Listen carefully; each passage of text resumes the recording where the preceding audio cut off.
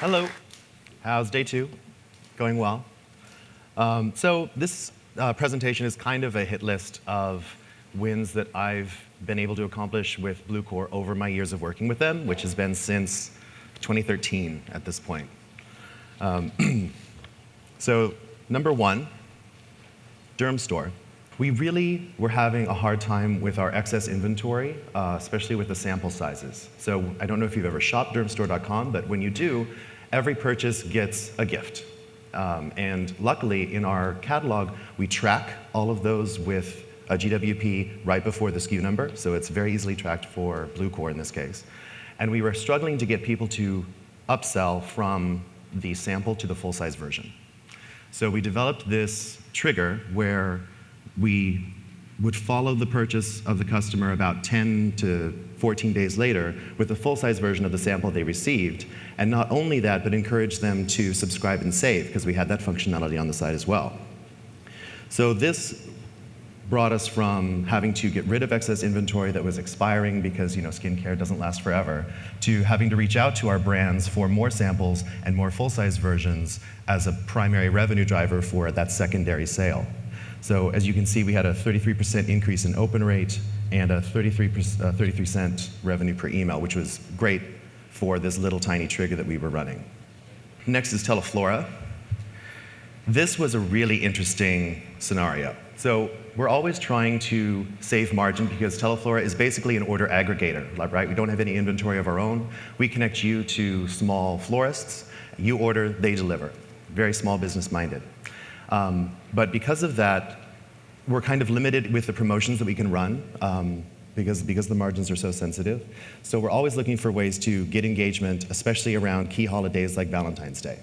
So in this case, we leveraged Bluecore's hidden gem functionality to find a bouquet that we as marketers had completely ignored, put on the back shelf, stopped caring about, didn't even know it existed basically. And Bluecore identified, I think, around 200,000 people that had an affinity to this single bouquet.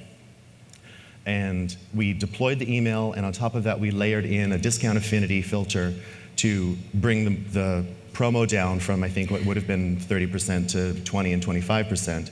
And it was the top performing email for that holiday and any holiday before that. And all because we pulled some product out of the back that we didn't even care about, that they were able to leverage with their data and say, this is valuable to you, you should try it. And as you can see, our repeat purchase rate went up 25%, which is a key KPI for us because, as you can imagine, in the floral business, most purchases are annual, like maybe it's for an anniversary, maybe it's for a holiday. So any increase that we can drive in repeat rate is insanely valuable. And AOV increased, and our promo cost went down 4%. Lastly, we have Sephora.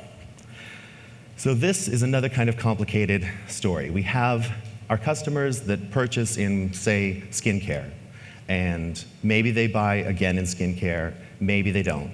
But where we can really drive incremental value and lifetime value, and CLV, depending on how you call it, is if they can move into another category, or as we say, cross-world.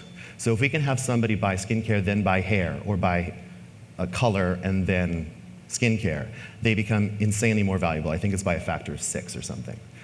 And so we built this next best category trigger in order to identify people at the highest likelihood time to purchase that had an affinity for the next available category that they were most likely to purchase in, suppressing the one they just bought, and then deploying that. And we had a 6.3% increase in conversion rates and increased overall customer revenue by over 8%, which was, insane if you think about Sephora's email volume and the number of customers that we can reach. Like, any small movement is a big deal for us.